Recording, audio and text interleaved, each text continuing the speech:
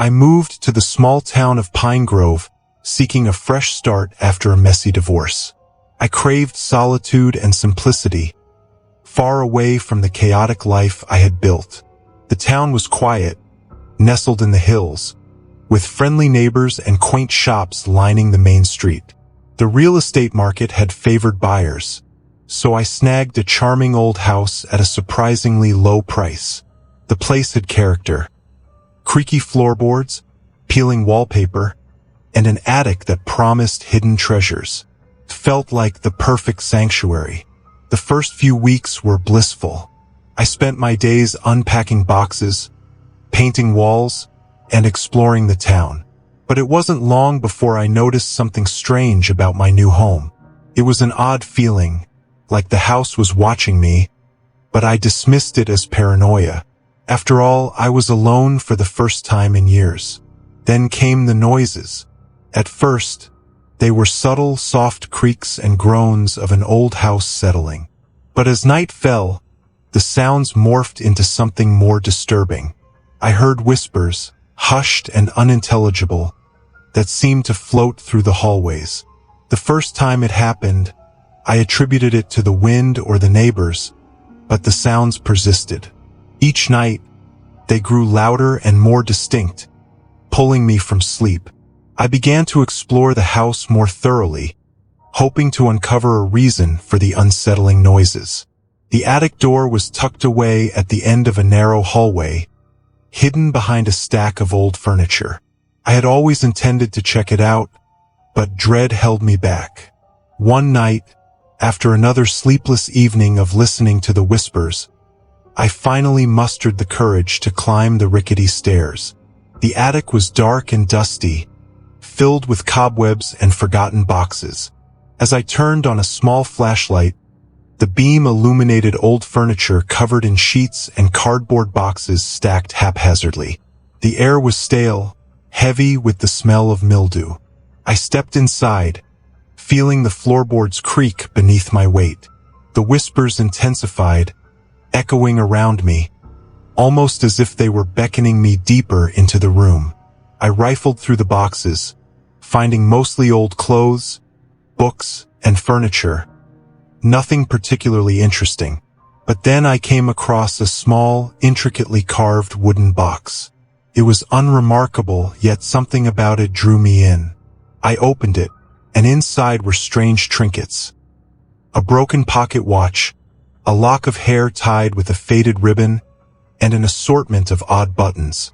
As I examined the contents, a chill ran down my spine. The box felt heavy in my hands, as if it carried the weight of its secrets. I quickly closed it and set it back down, trying to shake off the discomfort that enveloped me. But the whispers grew louder, echoing in my mind. I couldn't help but feel that the items belonged to someone who had lived there long before me, someone who had left a piece of themselves behind. That night, I found it impossible to sleep. I lay in bed, staring at the ceiling, listening to the whispers that seemed to swirl around me. They felt closer, more insistent, like 1,000 voices trying to tell me something. I pulled the sheets over my head, trying to block them out, but they seeped in, relentless. As weeks turned into months, my sleep deprivation began to take its toll. I became increasingly paranoid, convinced that the house was alive, that it held secrets I was never meant to uncover. I began to notice other strange occurrences. Objects shifting slightly, lights flickering, shadows darting in the corners of my vision. I felt as if I was being watched. The whispers became more coherent. I could almost make out words, urging me to listen, to understand. I couldn't ignore it any longer. I needed to know more about the previous occupants of the house. I visited the local library and dug into old records, scouring newspapers and historical archives. That's when I stumbled upon a chilling story. The house had once belonged to a man named Edgar Holloway, a reclusive figure known in town for his eccentricity. He was a collector of oddities, everything from antique dolls to preserved animal specimens. The townsfolk whispered that he dabbled in the macabre, but no one truly knew the extent of his obsession. After he passed away, the house sat empty for years, slowly falling into disrepair. The more I read, the more unsettled I became. Holloway had been known for keeping strange artifacts, many of which were rumored to have dark histories. I recalled the items in the box, how they seemed to vibrate with energy, as if they were waiting for someone to claim them. I shivered, imagining what else could be hidden in the depths of the attic. That night, I decided to go back up to the attic, driven by an overwhelming curiosity. Armed with my flashlight, I climbed the stairs, my heart pounding. The air felt electric, charged with anticipation.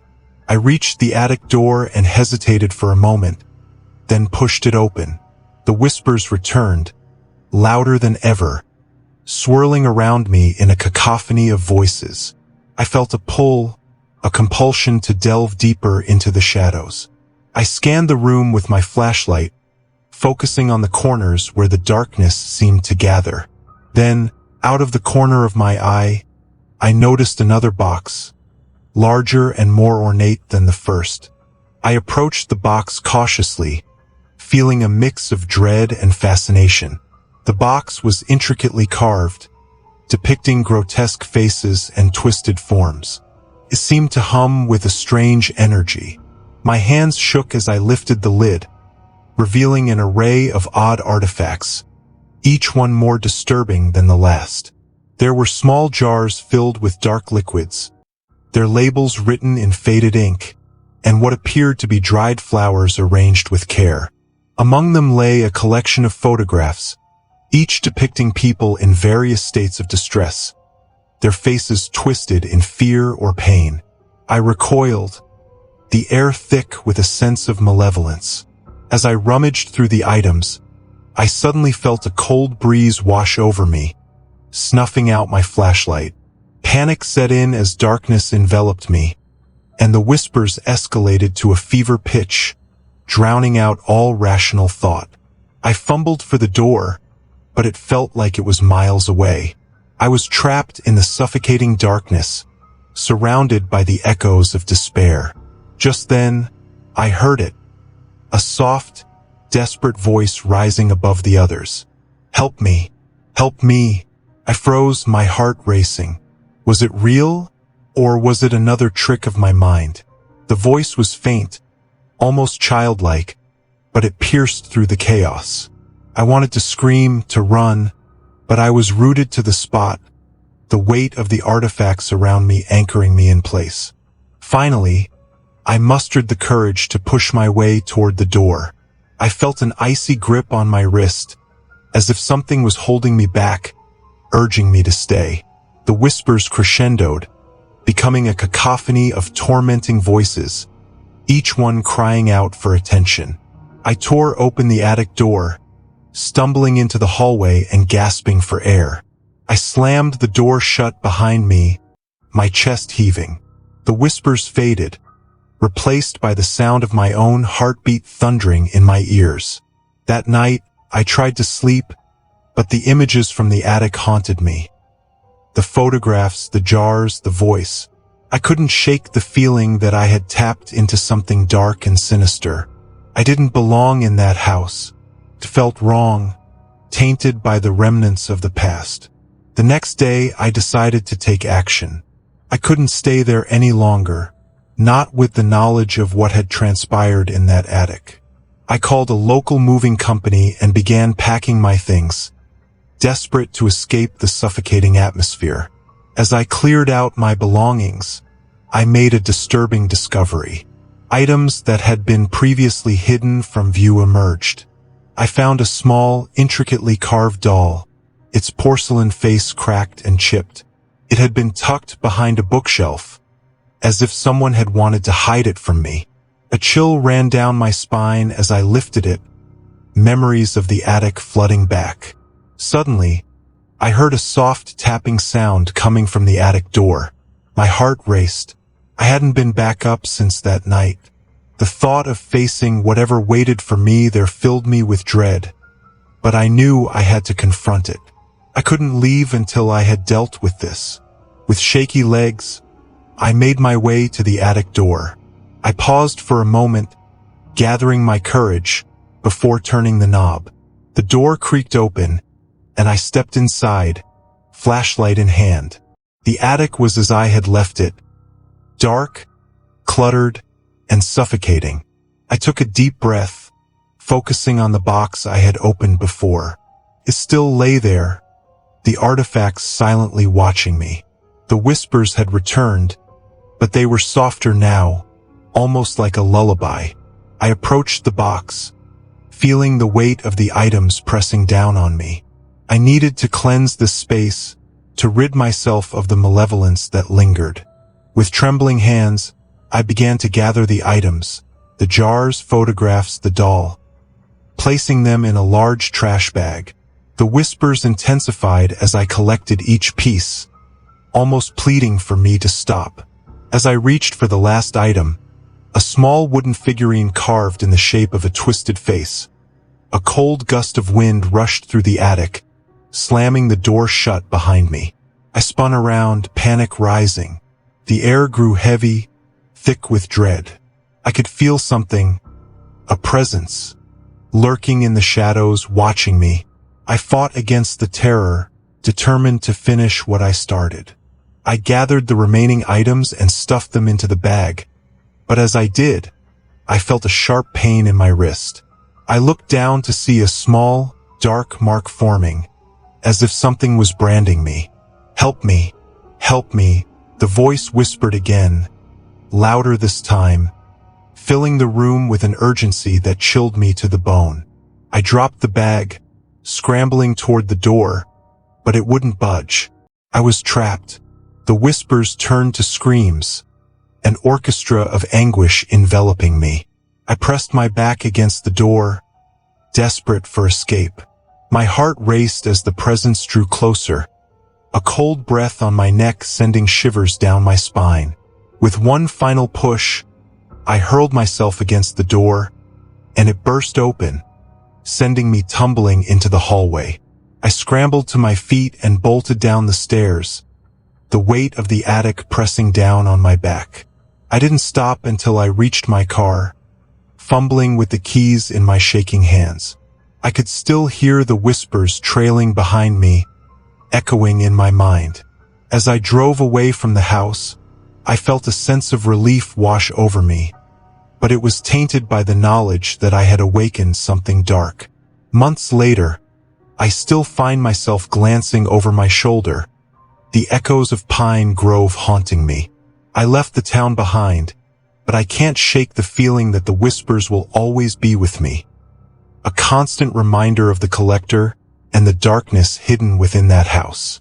I've tried to forget, but the memories linger like shadows, creeping back into my mind at the most unexpected moments.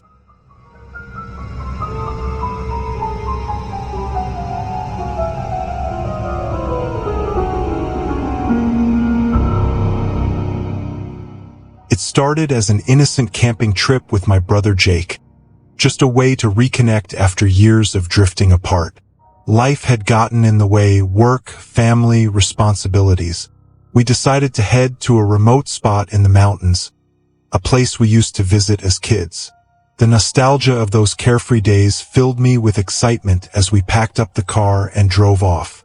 The road wound through dense forests and along cliffs, the landscape changing from urban sprawl to towering pines and rugged terrain. After an hour of driving, we finally reached the trailhead. The air was crisp, and the scent of pine filled our lungs as we unloaded our gear and set off on the familiar path. The hike was invigorating, and we chatted easily, reminiscing about old times and sharing stories from our lives. As we made our way deeper into the woods, I felt a sense of peace envelop me. We reached our destination, a small clearing near a beautiful lake surrounded by towering mountains. It was just as I remembered, pristine and untouched. We set up camp, pitching the tent and gathering firewood. As the sun dipped below the horizon, We lit a fire and cooked dinner, laughing and joking as the flames danced before us. The stars began to twinkle in the sky, and I couldn't help but feel grateful for this moment with my brother. But as the night deepened, I noticed a change in the atmosphere. A chill crept into the air, and the wind whispered through the trees, carrying with it a sense of unease. Jake and I sat by the fire, our voices lowering as the night grew darker. "Do you ever get the feeling that we're being watched?" Jake asked suddenly, breaking the silence. I chuckled nervously. "You're just being paranoid. We're out in the middle of nowhere." But I couldn't shake the feeling that something was off. The shadows around the campfire seemed to shift unnaturally, and the rustling of leaves felt too deliberate, almost as if they were trying to communicate something. As the fire burned low, we decided to turn in for the night. I crawled into the tent, zipping it up tight. Jake settled in his sleeping bag next to me, but sleep eluded me.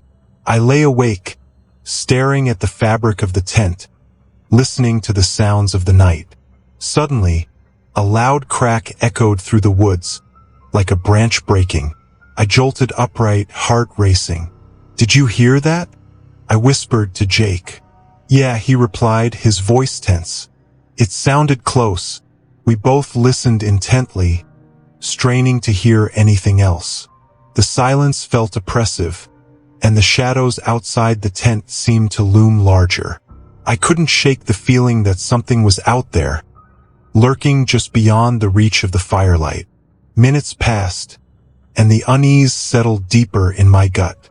I decided to step outside, thinking some fresh air would calm my nerves. I unzipped the tent and crawled out, the cool night air hitting me like a wave. The fire had died down to glowing embers, casting a dim light around the clearing. The trees stood tall and silent, their branches swaying gently in the breeze. I took a deep breath, trying to shake off the feeling of dread. Maybe it was just a deer or something, I thought, trying to rationalize the noise. But as I scanned the trees, something caught my eye. A dark shape stood among the branches, partially obscured by the leaves. I squinted, heart pounding in my chest. It was too high up to be an animal, too still. I felt a chill creep up my spine. "Jake," I called softly, not wanting to startle whatever it was. "Come here." He crawled out of the tent, rubbing sleep from his eyes. "What's up?"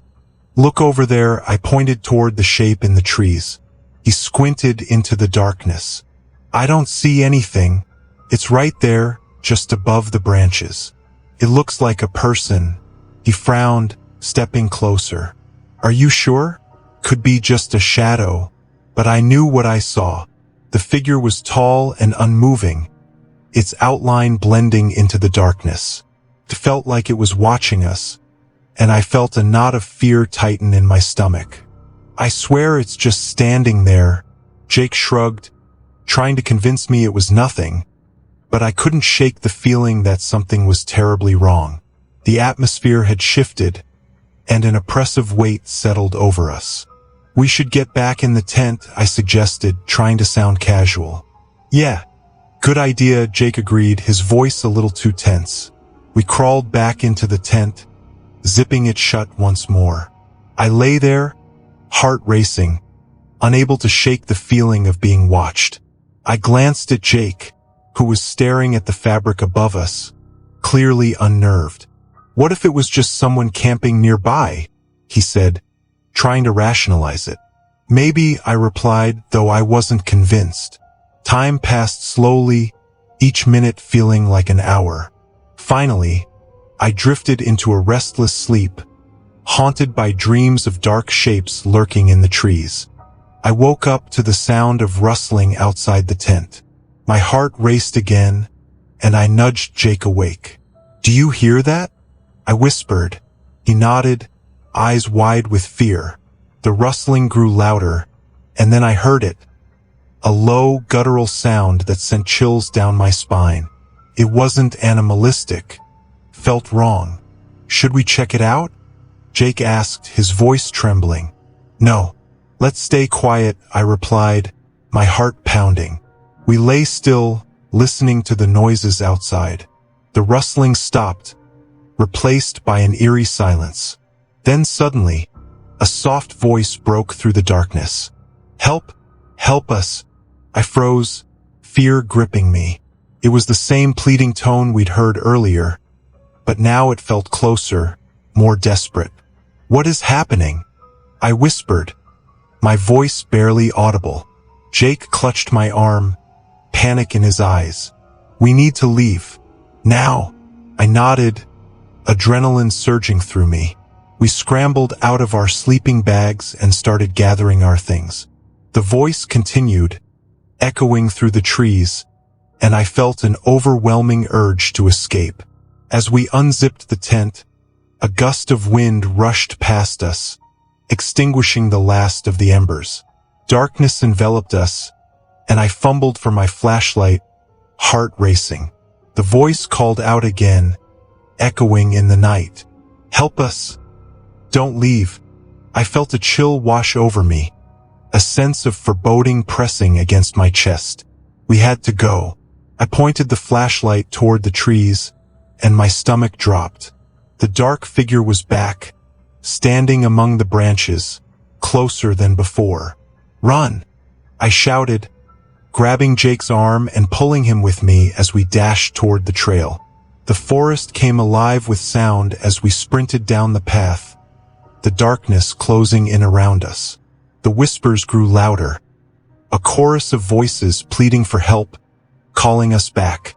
I could feel the presence behind us, the weight of it pressing against my back, urging us to stop. "Don't look back," Jake yelled, his voice strained. I focused on the path ahead, my heart pounding in my chest. The voices grew frantic, echoing through the trees. "Help us! Come back! Please!" The trail twisted and turned, and I felt disoriented. I stumbled over roots, my breath coming in ragged gasps. I could hear Jake's footsteps pounding behind me, but I felt the darkness closing in, the voices reaching for us. "Just a little further," I shouted, my voice breaking. Finally, we burst into the clearing where we had set up camp. I gasped for air, my lungs burning. The tent loomed before us, the fire pit empty and dark. I quickly grabbed my backpack, heart racing. "We have to leave," I said, my voice shaking. "Now?" Jake nodded, his face pale with fear. I jumped into the driver's seat, fumbling for my keys. Jake scrambled into the passenger side. "Go!" He shouted, urgency in his voice. I started the truck, the engine roaring to life. I glanced back at the woods, half expecting to see something watching us. But all I saw was darkness. I slammed the gear into drive and sped down the dirt road, the headlights cutting through the night. As we drove, the whispers faded, but the fear clung to me like a shroud. I couldn't shake the feeling of something following us, watching from the shadows. The road twisted through the mountains, and I pressed the gas pedal harder, desperate to put distance between us and whatever had haunted us in those woods. We didn't speak for a long time, the tension heavy in the air. Finally, as we emerged from the forest and onto a paved road, I let out a shaky breath. I glanced at Jake, who was staring out the window, lost in thought. "Did that really just happen?" he asked, disbelief coloring his voice. "I don't know," I replied, still shaken. "But I don't ever want to go back there." We drove in silence, the memories of that night etched into my mind. I felt a sense of relief as the forest faded into the distance. But deep down, I knew the darkness wouldn't easily let us go. Even now, weeks later, I can't shake the feeling of being watched. The woods hold their secrets close, and I fear that the whispers will haunt me for years to come. I try to forget, but the shadows linger, and I know now that some things should never be disturbed.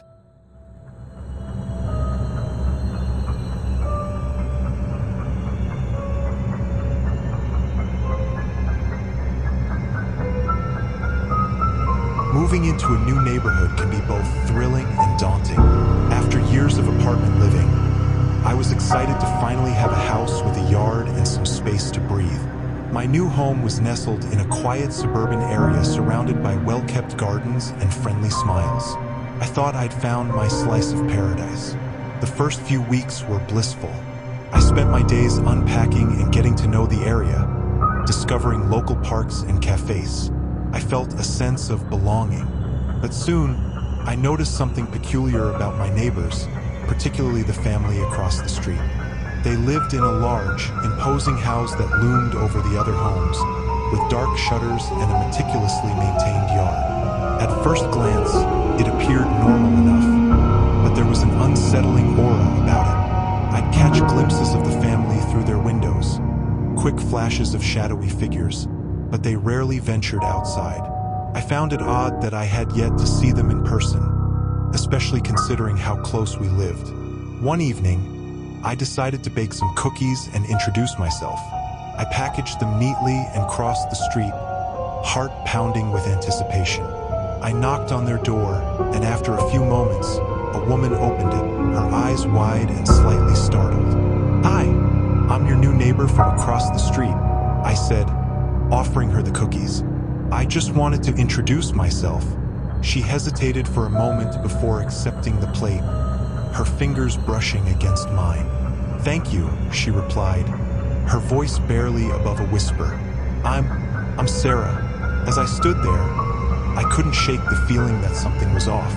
Sarah's demeanor was anxious, her eyes darting around as if she were afraid of being seen.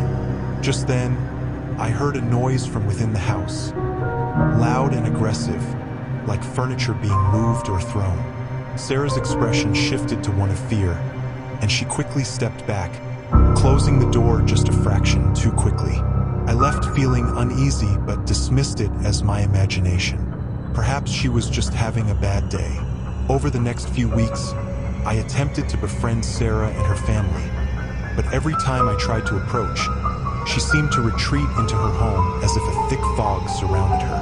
I spotted her husband a few times, a tall man with a stern face, but he never acknowledged me, his gaze fixed straight ahead as he mowed the lawn or trimmed the hedges. The couple had 2 children, but they were never outside playing or riding bikes like the other kids in the neighborhood. Instead, they appeared only in fleeting glimpses, shadows flitting past windows. My curiosity grew, mingling with an unsettling sense of dread. I began to feel as if I were being watched. I'd catch myself glancing at their house, wondering what was happening behind those darkened windows.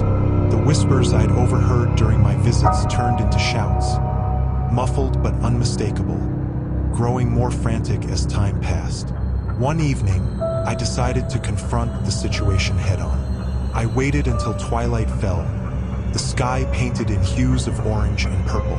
Gathering my courage, I walked across the street once more, this time determined to speak to Sarah. As I approached the door, I heard the familiar sounds of shouting coming from inside, raw and heated. I knocked firmly, heart racing. The shouting stopped abruptly. After a moment of silence, Sarah opened the door, her face pale, eyes wide with fear. "Is everything okay?" I asked, concerned.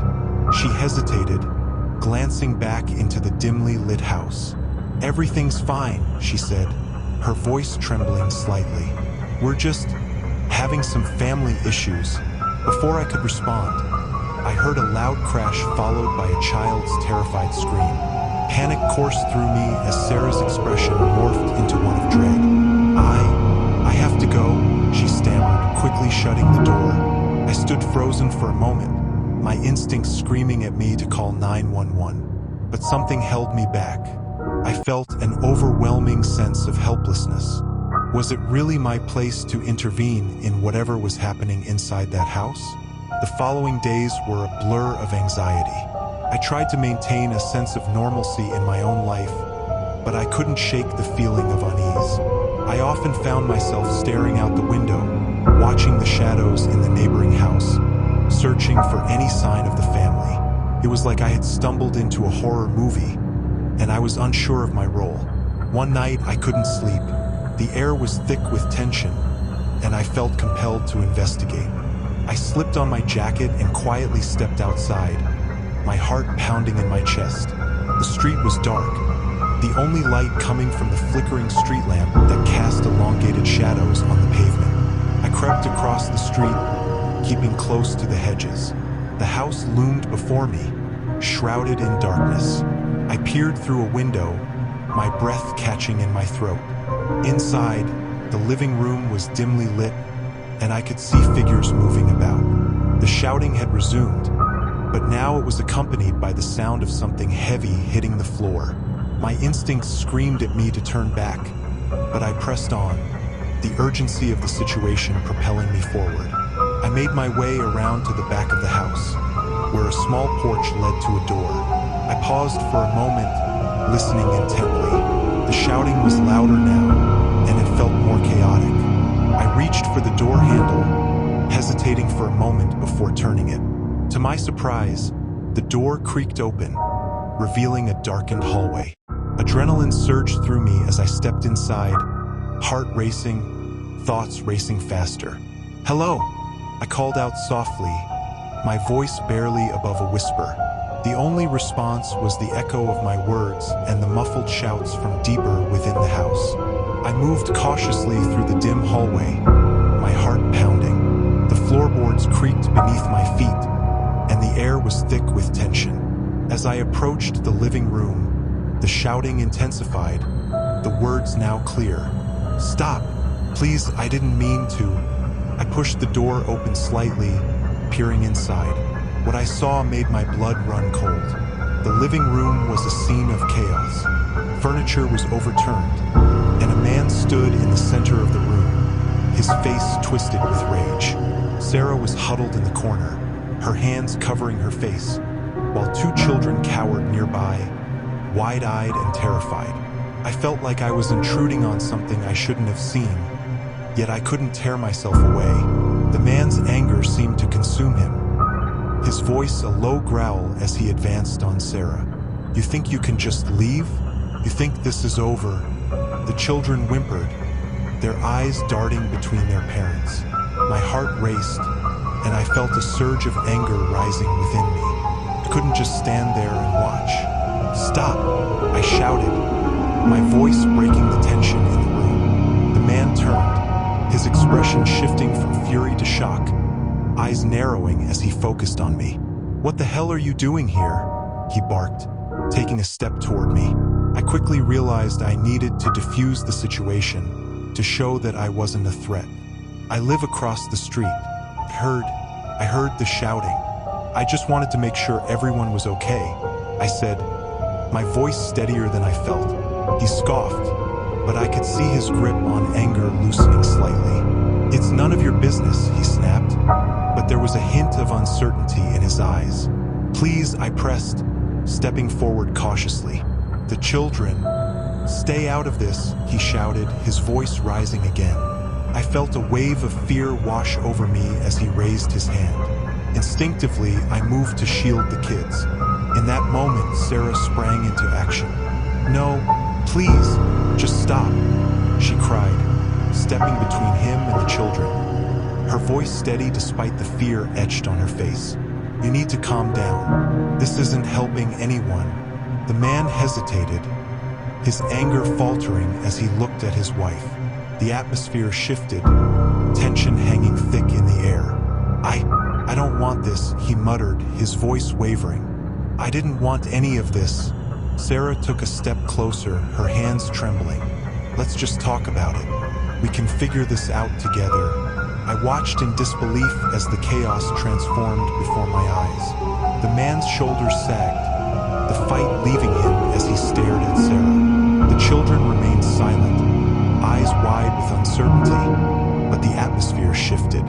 "Fine," he muttered, running a hand through his hair, frustration melting into defeat. I'll try." Sarah nodded, tears glistening in her eyes as she moved closer to him. "Thank you," she whispered, relief flooding her voice. I slowly backed away, the weight of the moment pressing down on me. I didn't want to intrude any further, I felt a strange sense of hope as I slipped out of the house and into the cool night air. The next morning, I woke to the sound of chirping birds and warm sunlight filtering through my window. I felt different, lighter, as if a burden had been lifted. Cautiously, I peered outside, half expecting to see the family across the street. Their house remained silent. Days passed, and I stayed vigilant, wanting to check on them but unsure of how to approach the situation. My anxiety slowly began to ease when I spotted Sarah in her yard, tending to flowers. She looked up and smiled, a genuine expression of warmth that eased my worry. I approached her cautiously. "Hey, I just wanted to check in. I saw you the other night." Her smile faded slightly, but she nodded. "Thank you for coming over. I'm sorry for what you saw. We're working on things." "I'm glad to hear that," I replied, relieved to see her outside, engaging with the world again. As the weeks went by, the family began to open up. They invited me over for coffee, and I learned more about their struggles and the challenges they faced. I felt a bond growing between us, a sense of community that I hadn't expected. Eventually, they started spending more time outside, the children playing in the yard, their laughter ringing through the air. It felt like a weight had been lifted, and I was grateful to witness their journey toward healing. The shadows of that night still lingered, but they were no longer suffocating. The whispers of fear were replaced by the sounds of hope and resilience. I realized that sometimes, facing the darkness together could lead to unexpected light, and I was thankful for the chance to be a part of their story.